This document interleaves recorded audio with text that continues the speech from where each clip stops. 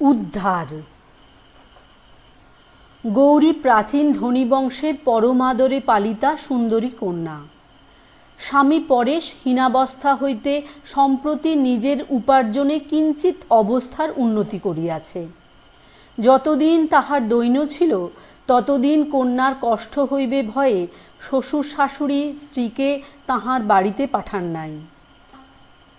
গৌরী বেশ একটু বয়স্কা হইয়াই পতিগৃহে আসিয়াছিল।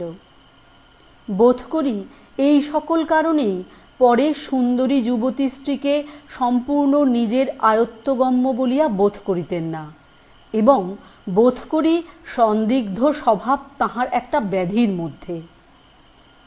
পরেশ পশ্চিমে একটি ক্ষুদ্র শহরে ওকালতি করিতেন। ঘরে আত্মীয় স্বজন বড় কেহ ছিল না। একাকিনী স্ত্রীর জন্য তাহার চিত্ত উদ্বিগ্ন হইয়া থাকিত।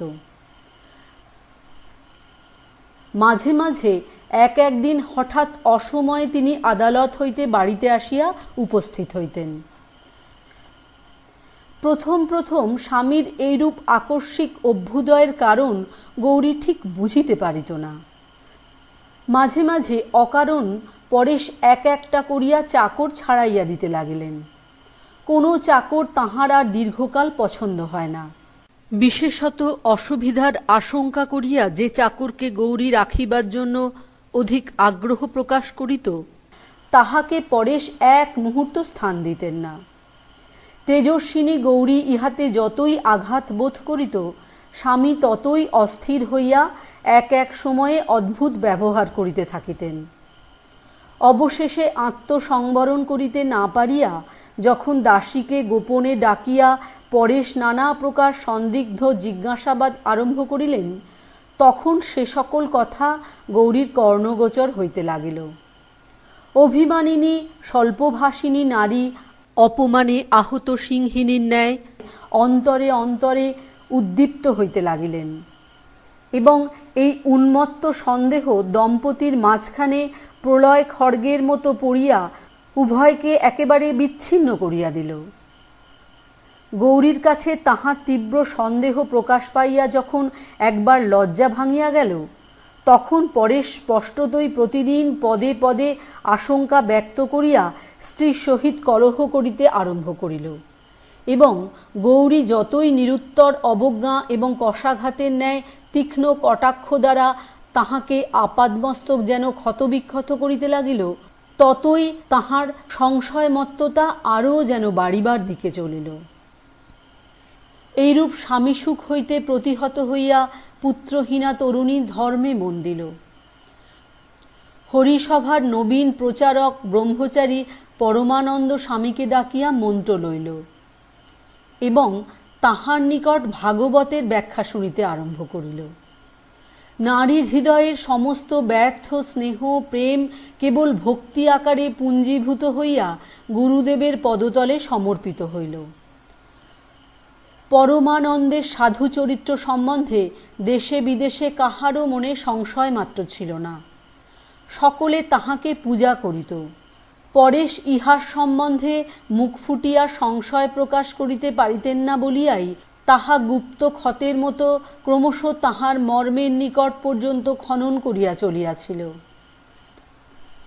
একদিন সামান্য কারণে বিষ উদ্গীরিত হইয়া পড়িল। স্ত্রীর কাছে পরমানন্দকে উল্লেখ করিয়া দুশ্চরিত্র ভণ্ড বলিয়া গালি দিলেন, এবং কহিলেন, তোমার শালগ্রাম স্পর্শ করিয়া শপথপূর্বক বলো দেখি, সেই বকধার্মিককে তুমি মনে মনে ভালোবাসো না? দলিত ফণিনীর ন্যায় মুহূর্তের মধ্যেই উদগ্র হইয়া মিথ্যা স্পর্ধা দ্বারা স্বামীকে বিদ্ধ করিয়া গৌরী রুদ্ধকণ্ঠে কহিল, ভালোবাসি, তুমি কি করিতে চাও করো। পরেশ তৎক্ষণাৎ ঘরে তালাচাবি লাগাইয়া তাহাকে রুদ্ধ করিয়া আদালতে চলিয়া গেল। অসহ্য রোষে গৌরী কোনো মতে দ্বার উন্মোচন করাইয়া তৎক্ষণাৎ বাড়ি হইতে বাহির হইয়া গেল। পরমানন্দ নিভৃত ঘরে জনহীন মধ্যাহ্নে শাস্ত্রপাঠ করিতেছিলেন। হঠাৎ অমেঘ বাহিনী বিদ্যুল্লতার মতো গৌরী ব্রহ্মচারীর শাস্ত্রাধ্যয়নের মাঝখানে আসিয়া ভাঙিয়া পড়িল। গুরু কহিলেন, হে কি, শিষ্য কহিল, গুরুদেব, অপমানিত সংসার হইতে আমাকে উদ্ধার করিয়া লইয়া চলো, তোমার সেবাব্রতে আমি জীবন উৎসর্গ করিব। পরমানন্দ কঠোর ভর্ৎসনা করিয়া গৌরীকে গৃহে ফিরিয়া পাঠাইলেন। কিন্তু হায় গুরুদেব, সেদিনকার সেই অকস্মাৎ ছিন্ন বিচ্ছিন্ন অধ্যয়ন সূত্র আর কি তেমন করিয়া জোড়া লাগিতে পারিল? পরেশ গৃহে আসিয়া মুক্তদ্বার দেখিয়া স্ত্রীকে জিজ্ঞাসা করিলেন, এখানে কে আসিয়াছিল?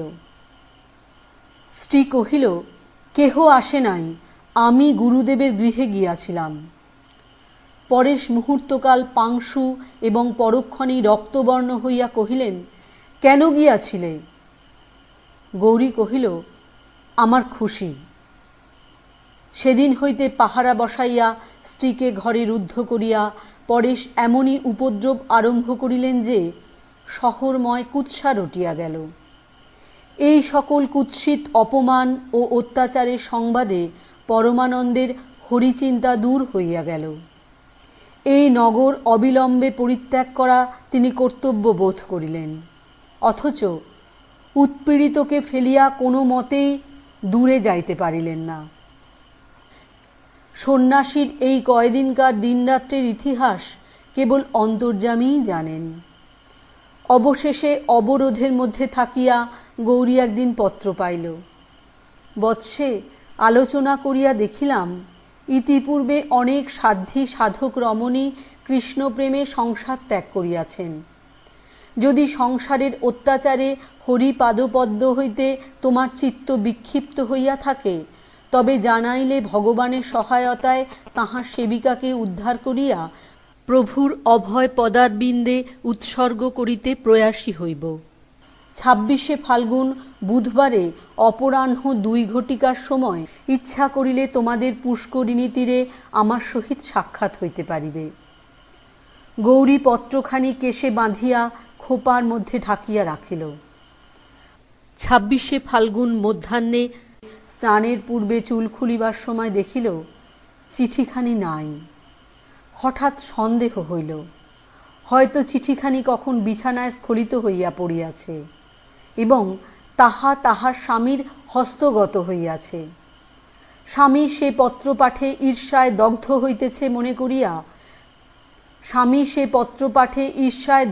হইতেছে মনে করিয়া গৌরী মনে মনে এক প্রকার জ্বালাময় আনন্দ অনুভব করিল। কিন্তু তাহার শিরভূষণ পত্রখানি পাষণ্ড হস্তস্পর্শে লাঞ্ছিত হইতেছে এ কল্পনাও তাহার সহ্য হইল না। দ্রুত পদে স্বামী গৃহে গেল। দেখিল স্বামী ভূতলে পড়িয়া গোঁ গোঁ করিতেছে, মুখ দিয়া ফেনা পড়িতেছে, চক্ষু তারকা কপালে উঠিয়াছে। দক্ষিণ বদ্ধ মুষ্টি হইতে পত্রখানি ছাড়াইয়া লইয়া তাড়াতাড়ি ডাক্তার ডাকিয়া পাঠাইল। ডাক্তার আসিয়া কহিল, অ্যাপোপ্লেক্সি, তখন রোগীর মৃত্যু হইয়াছে। সেই দিন মফস্বলে পরেশের একটি জরুরি মকদ্দমা ছিল। সন্ন্যাসীর এতদূর পতন হইয়াছিল যে তিনি সেই সংবাদ লইয়া গৌরীর সহিত সাক্ষাতের জন্য প্রস্তুত হইয়াছিলেন। সদ্য বিধবা গৌরী যেমন বাতায়ন হইতে গুরুদেবকে চোরের মতো পুষ্করিণীর তটে দেখিল, তৎক্ষণাৎ বজ্রচকিতের ন্যায় দৃষ্টি অবনত করিল।